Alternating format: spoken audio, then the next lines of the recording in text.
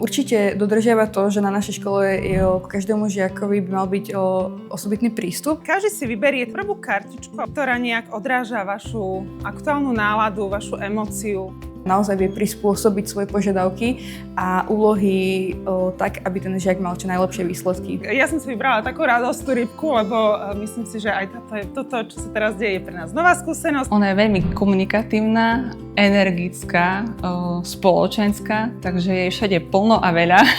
A my si teda dneska robíme aj nejaké cvičenia k tomuto a porozprávame sa, ako využiť teda používateľské testovanie v praxi.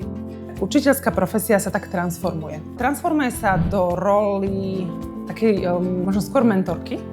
A ja sa aspoň snažím teda nebyť takoto učiteľkou, čo mám nejaký výklad písomka. Takže ja vám teraz, máte to na úlohu. A teraz vo dvojici napíšte čo najviac asociácií na daný predmet. Vidím väčší zmysel, keď som v roli nielen učiteľky, ale aj ako mentorky. A tým, že som sa začala viacej venovať aj facilitácii,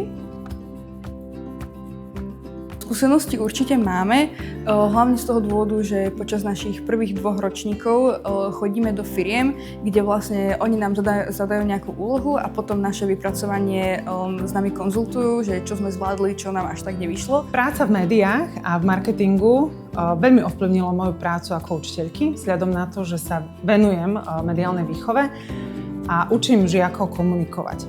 Okrem toho teda ich vediem aj spoznávaniu médií. Vedieť kriticky myslieť, pozerať sa na médiá nielen ako konzumenti, ale ako tvorcovia obsahu, ako tvorcovia digitálnych produktov a podobne. Keď som zakladala teda odbor dizajn digitálnych aplikácií, toto bola úplne moja taká prvá vízia. Vzhľadom na to, že tento odbor vznikol ako požiadavka zo strany zamestnávateľov. A každá skupinka si vyberte jeden druh emočných kariet. Tým, že sme založili tento odbor a je ako keby úplná novinka na Slovensku, tak to je ten najväčší prínos pre školu. Vlastne UX design sa nikdy neučil na žiadnej škole, je to úplne niečo nové. Tak UX research je vyslovene o komunikácii. Ako sa hovorí, že neexistuje zlá odpoveď, ale existuje zlá otázka. Vyberte si ľubovoľné 3 emócie z toho balíčka. Ako by sa mohol teda používateľ cítiť?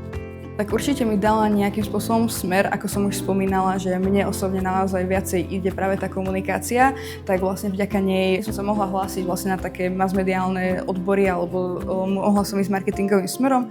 Naozaj snažím sa vytvárať jeden blog, ktorý podporí našich žiakov, aby naozaj v tom živote, keď odídu zo školy, neboli ľahko manipulovateľní. A toto je taký môj cieľ.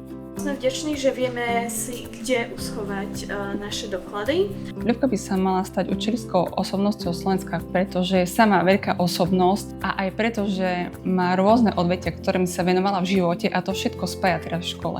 Na najbližšej hodine sa ešte budeme venovať testovaniu a prejdeme si ciele testovania, ako si určiť správny cieľ testovania a takisto ešte stále budeme aj využívať teda emočné karty.